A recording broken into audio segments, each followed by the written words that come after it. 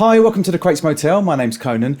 I wasn't planning on doing another beat making video for a couple of weeks, but I had such a big response from the community, so I decided I'd do another one today.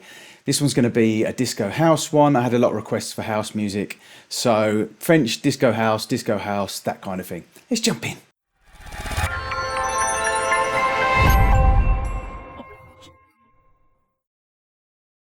Okay, so we've got a couple of samples in the MPC.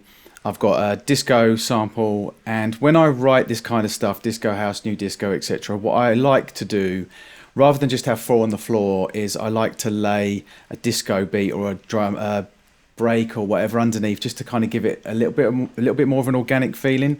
So I've sampled a disco beat as well. So what we'll do is we'll go into these and we'll chop these up. We'll do the beat first. Now, to keep it kind of old school, with that old school type of sound, what I'm going to do is, first things first, I'm going to mono this, and let's just call that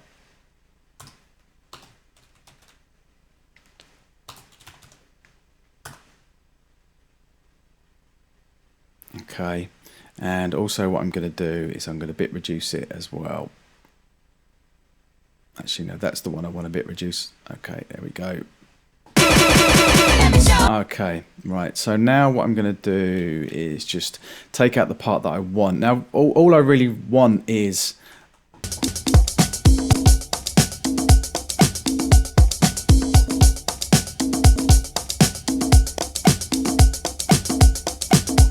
I only really want half a bar.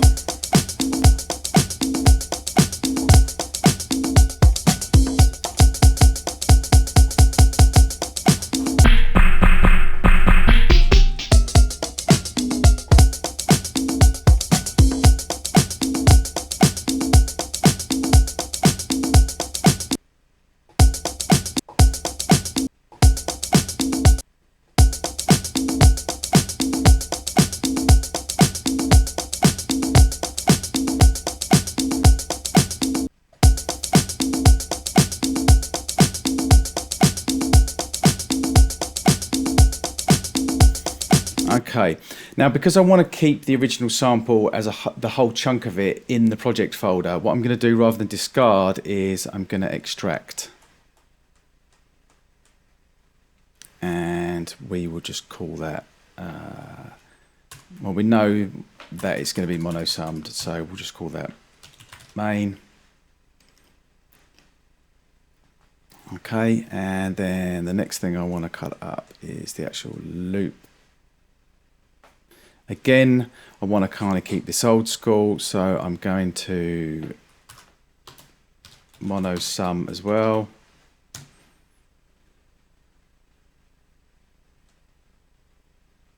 And bit reduce as well. And we kind of want to find that out.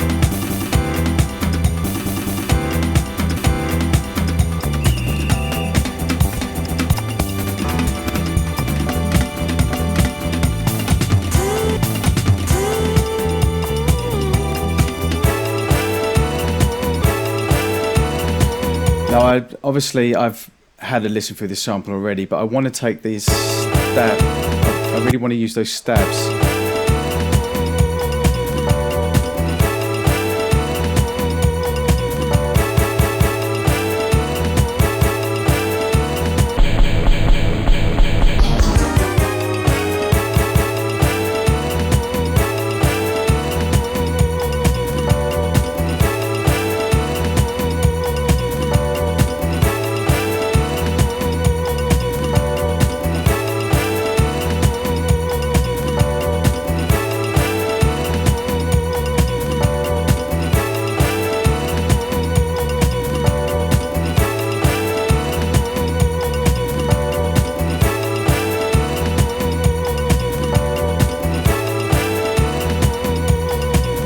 Okay, closing my eyes, not using a visual reference there because I don't always trust the visual reference, so I'm just kind of closing my eyes to see if it loops in the right place. That's close enough for me. Okay, so again, I want to extract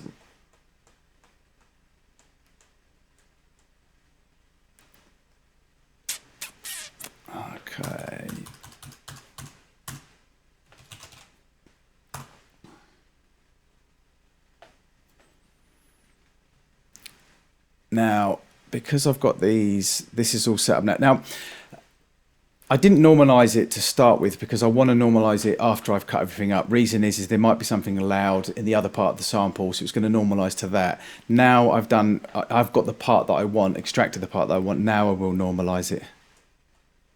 And I can never remember where normalize is. There it is. There we go. And then let's also do that with the beat as well. Although that doesn't look like it really needs normalizing. Oh, okay, it did a little bit. Okay, now I want to chop it up. It's going to be quite straightforward for this one. And now unlink slices.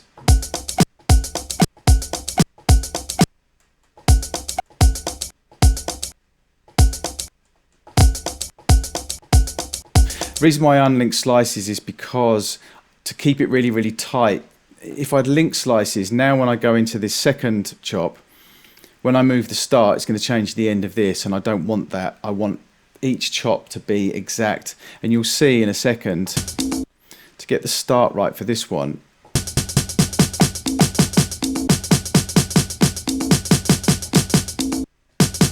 I want it round about there. Now you see, if I'd have linked, there's a tiny little bit of a gap there. If I'd have linked the slices, then it just would have moved the end and start in comparison to the other chop, and I don't want to do that. Okay, so now if I convert that into pad parameter, there's a reason why I use pad parameter rather than non-destructive slice most of the time. I have made a video about it, but today we're going to use pad parameters as I normally do. Okay, now if I go into this one, I want to chop this as well.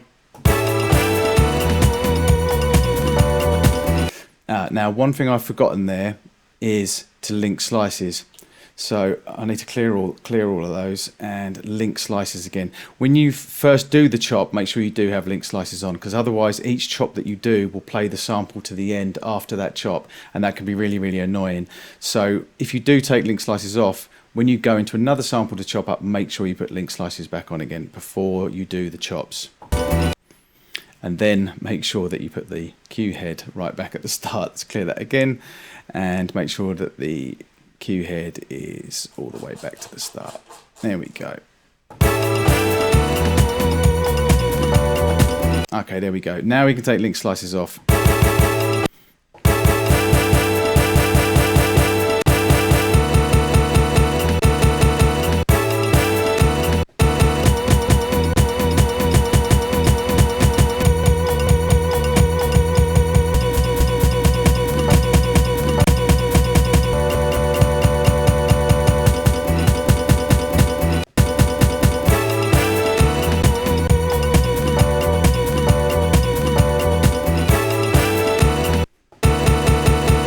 That's not quite right.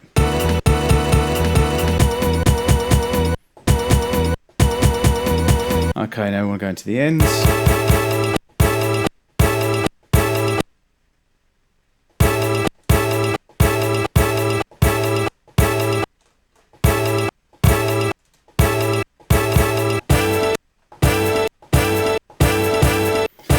I want to get rid of any like click or glitch at the end.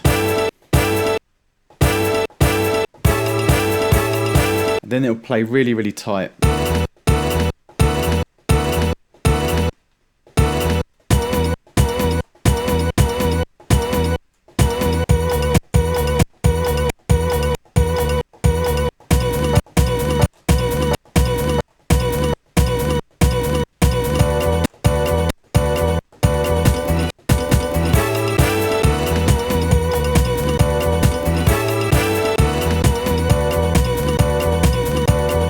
They're my two favourites there, that's got real energy.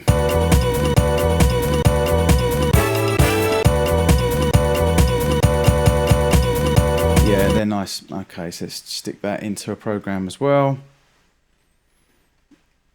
Okay, now what I want to do is I want to have my disco loop on one track and my beat on another track.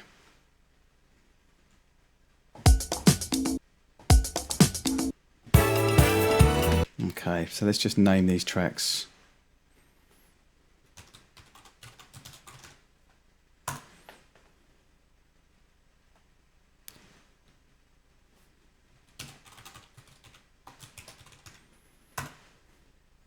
Okay, and then I just want to save that. Okay, so if we go into here, that's not where I want to go. That's where I want to go. Okay, make a new folder.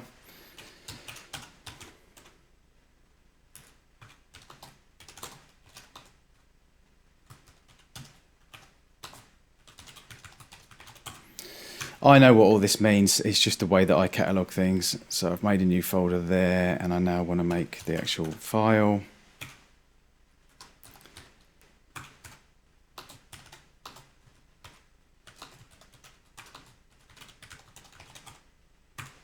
That's basically the date. I'm going to use it for YouTube. It's on my MPC. It's my Make a Beat, so MAB. It's the second one I've done, and then it's the genre. Pretty straightforward, really.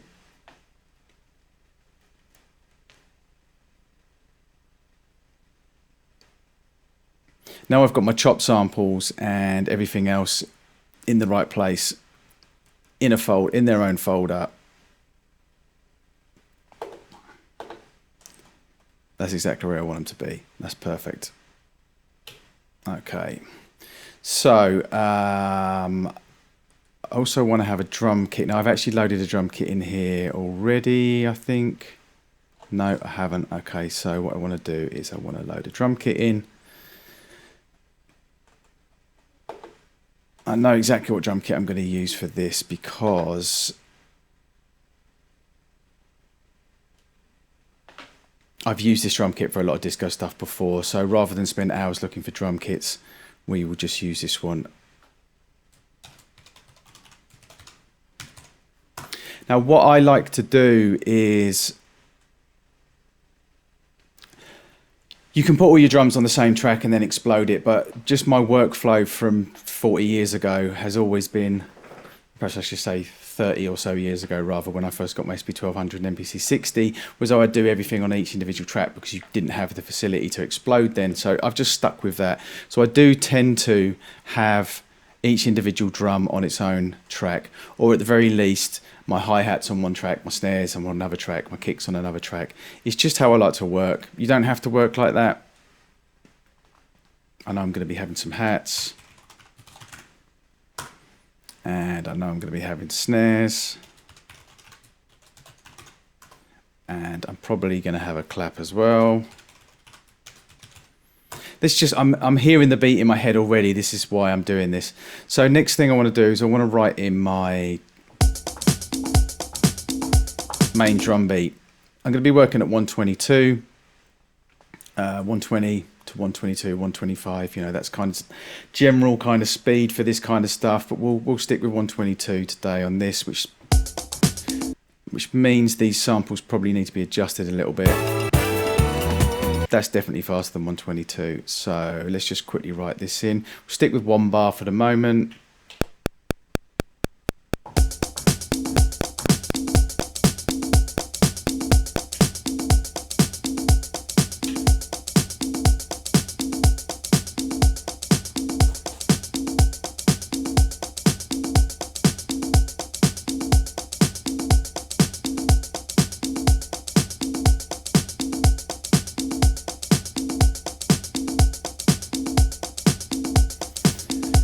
So because I've chopped this beat up, changing the speed of it, obviously I needed to change the speed of it to get it exactly in time, but once I've got it in time, then shifting it 1 or 2, 3 or 4, like in the fine either way, can actually add a little bit of swing to the beat.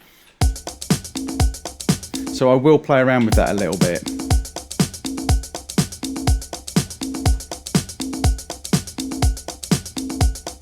Here, slowing it down, everything's a little bit late.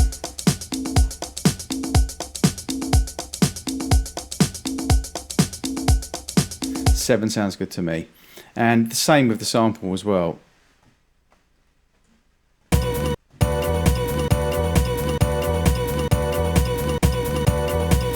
I'm reckoning that probably needs to be slowed down a couple of semitones, to be honest.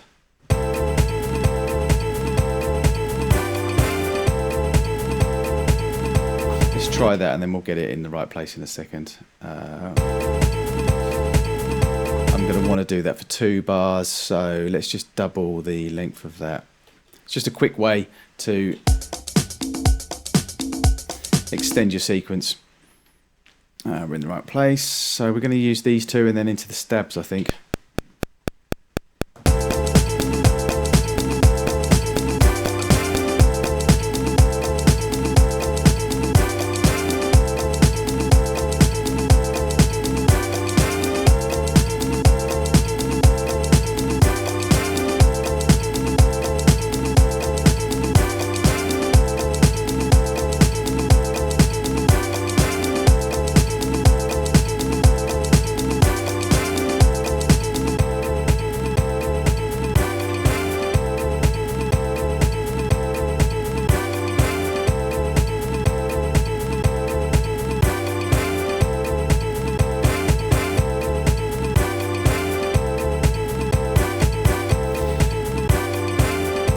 So playing around with the chops, we can do that in an actual arrangement, but the basic loop we'll leave there. Let's just save that. Don't forget to save. Okay, now let's just put... Now I want to keep it kind of quite organic. So I'm not using a 909, I want to kind of have a more organic sounding kick. Pretty nice actually. Let's just put those over the top.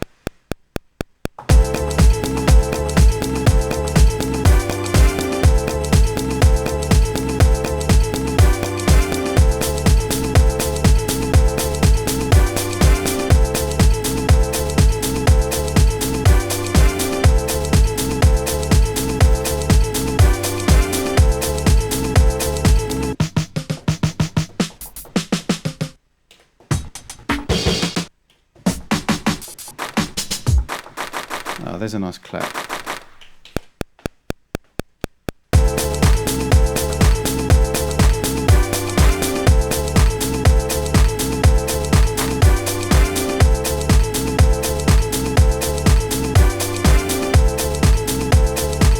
I'm layering underneath the original drum beat rather than, you know, I don't want everything to stick out. I want it all nicely gelled together. So if I just take this off a second, that's why I brought the clap down in the mix.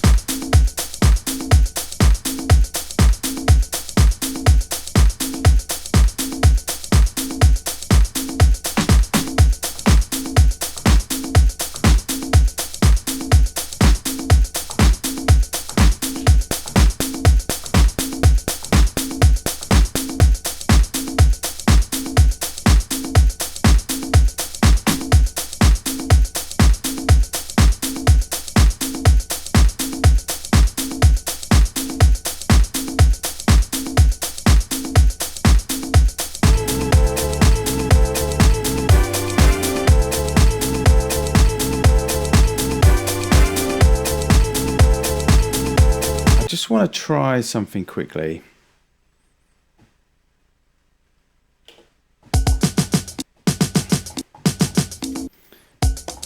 Let me just try something.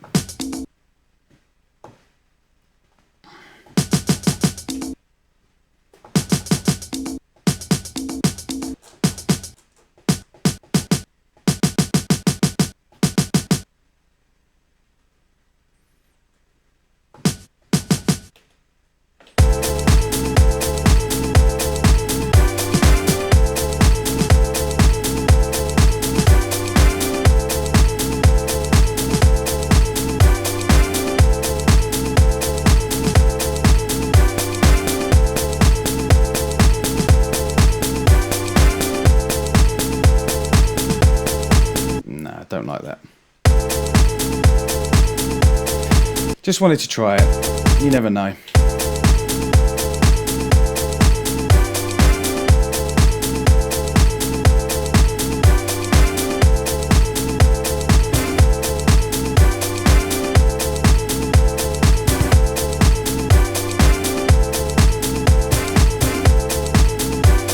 Yeah, they're nice little flicks that we can do in the arrangement later on. So the next thing I want to do is just start adding a little bit of processing to everything, and what we'll do is we'll start with the disco beat. I just want to add a little bit of compression, a little bit of EQ. Nothing crazy. Let's use the VCA on this one.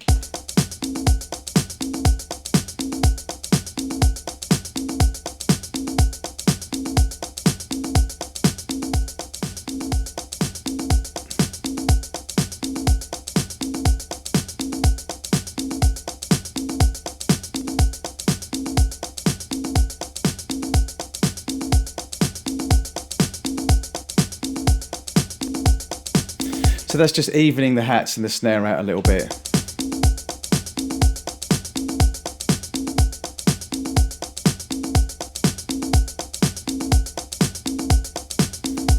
And then just a little bit of EQ. What I really want to do is just take a little bit of the low end off.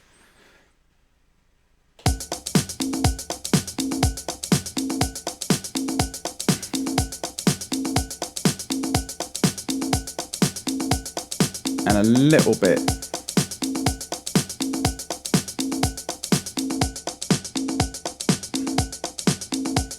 A little bit of the top. A little bit of the tops as well, the highs.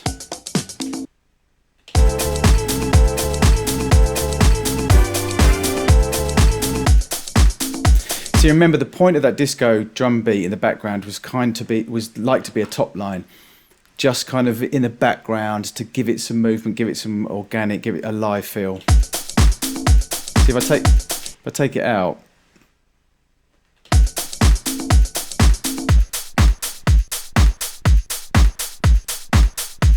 that's not a bad beat. It can stand on its own.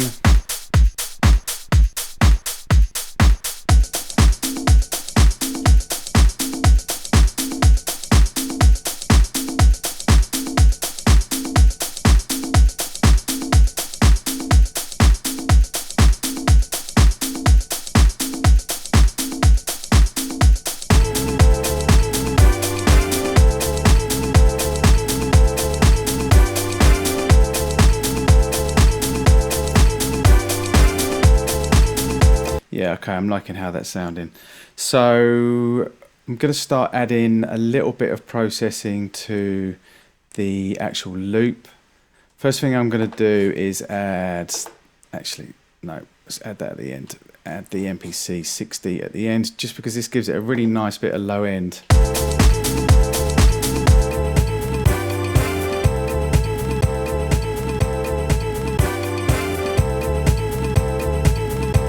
Really nice low end. Then we're going to stick a filter in there.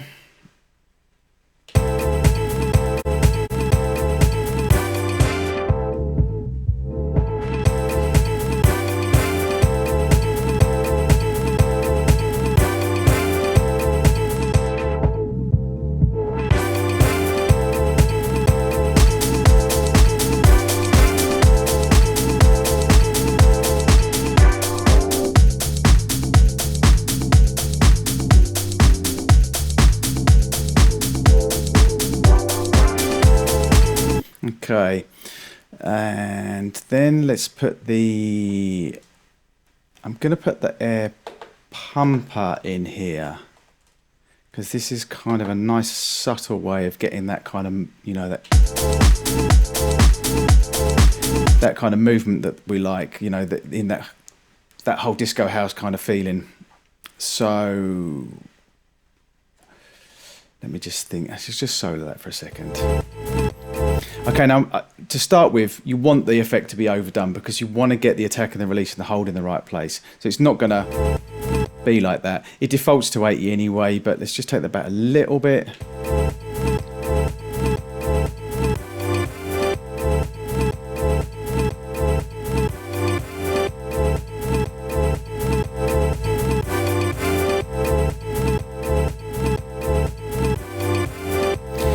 So these are going to be different for every sample that you use, every different tempo that you use. So you want to dial it in, overdo it to start with so you can get it in the right place, and then just bring it back a little bit.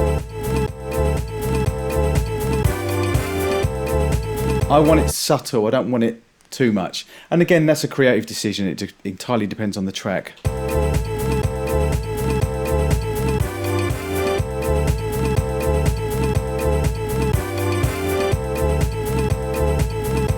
And then I just want to add a bus compressor just to bring everything in just a tiny amount. It's just that needs a little bit of balancing out.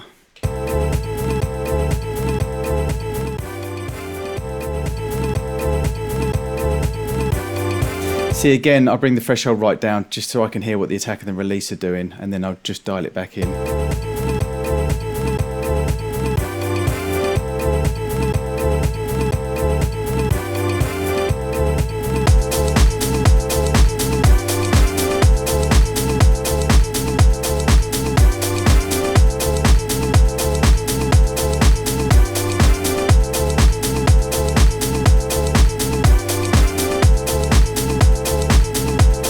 Okay, the next thing I want to do with the sample, if we go into our returns and should I put that on, let's put it on 4. I'm going to add a phaser, and this is a classic sort of mid-90s to late 90s disco house thing. Daft Punk used to do it, Basement Jaxx used to do it, everyone really. And what it does is, because just to give you a quick history, because a lot of time we were working with mono samples because we didn't have the sample space, so everything would be in mono because it took up half the amount of space. We then wanted to add some width to the sample, so we'd put a phaser on there that would give it some width, and it would also give it a little bit of movement as well, modulation. So that was the reason why we used to do it. It wasn't this big, you know, creative decision. It was literally we had nothing but mono samples, and we wanted to give them some width. So to kind of recreate that kind of sound, I quite often use a phaser. Phaser's pretty decent in the MPC One. I mean, it's not amazing, but it does the job. So we want it quite slow so that it's phasing in and out like that. We don't want it too fast. You don't really want to hear it so much because it's a send effect. I can have that on 100% wet. Let's just take that back. Let's go back here, and so I've got it on return 4, and I then want to go back to my programs. And I want it to be this sample, and I want to send to number 4. So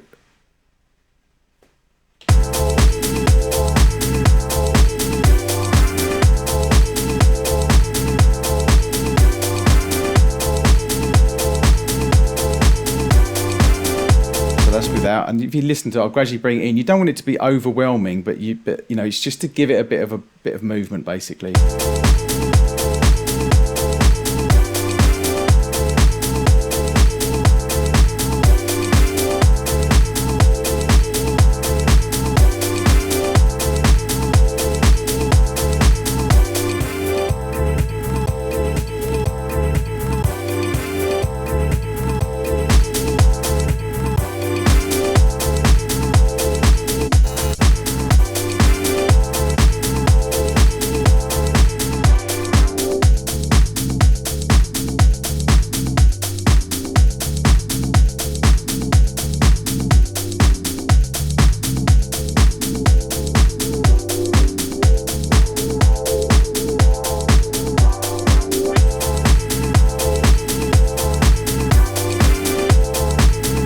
Okay, we're getting in a good place right now. Let's just save that.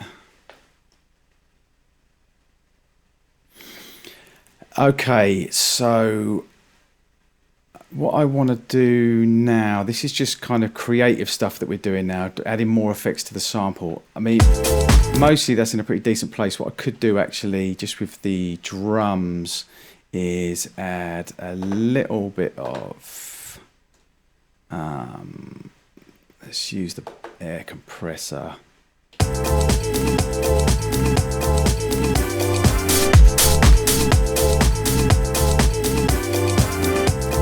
I hate these default setups that Akai have on their effects because I just want a clean slate, basically. I get the whole preset thing.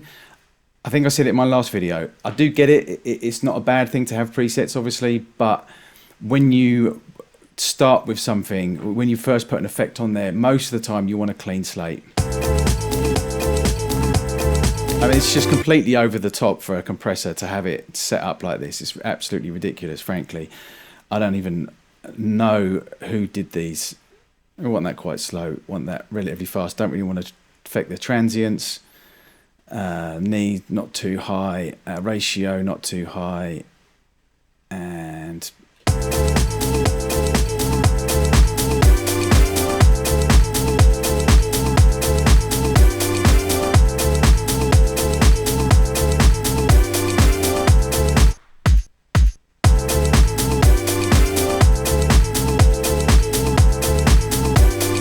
all I really wanted to do with that.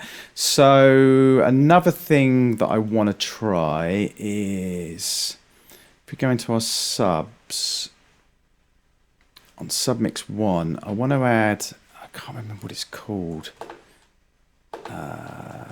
Is it called?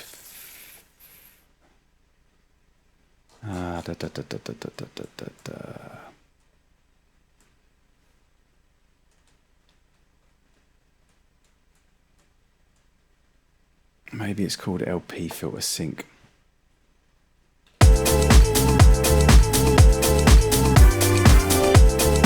Yeah, okay, right, so that's on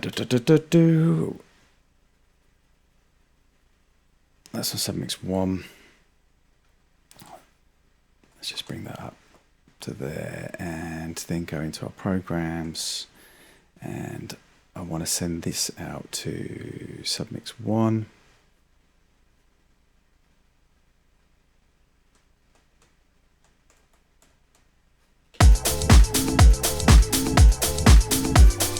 Here where I'm going with this.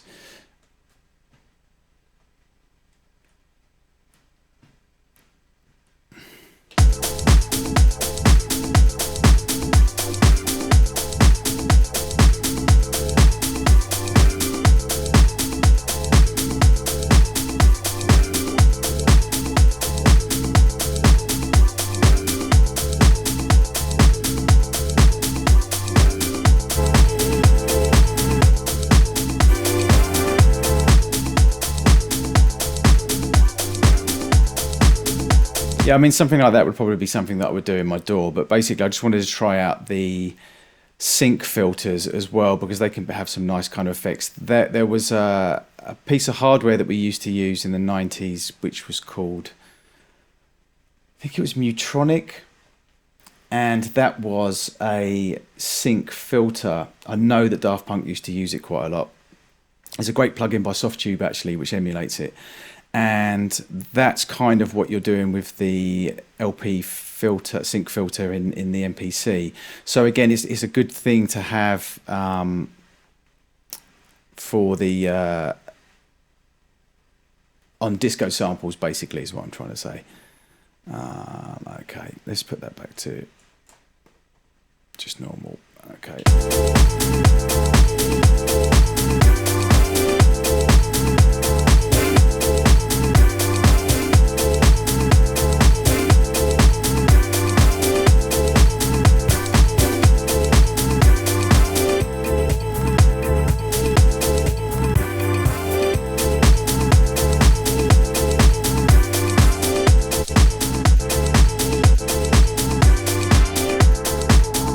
I always forget to change these just every single time. Every time it's on there and I start playing around with it.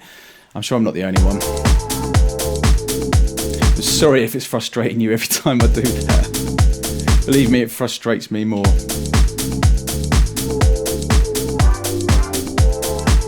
So what that filter sync was basically doing would be what I'm doing there, but I'm doing it live, but it would do it for you automatically.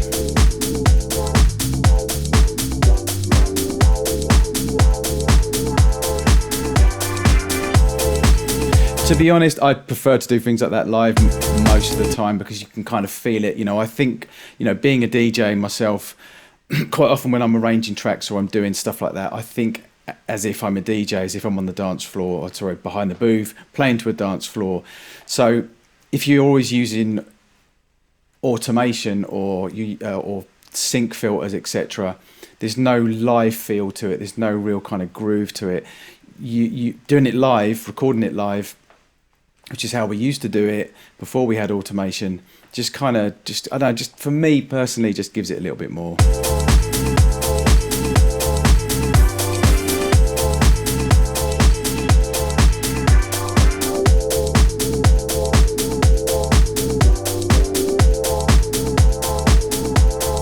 see, I'm feeling the sample, and by using that, for me, it just creates a much better feeling than if you do it automatically. So there you have it, French disco house in 30 minutes. I hope I didn't ramble too much there. The thing is, when you're going through the whole creative process, you know, you're trying to build a track, make a track, have the ideas for the track, and speak it at the same time. It's not always easy. It's not easy for me anyway. So I hope that it made sense. It might have been a little bit all over the place. But basically, my concept was, I've got a disco loop.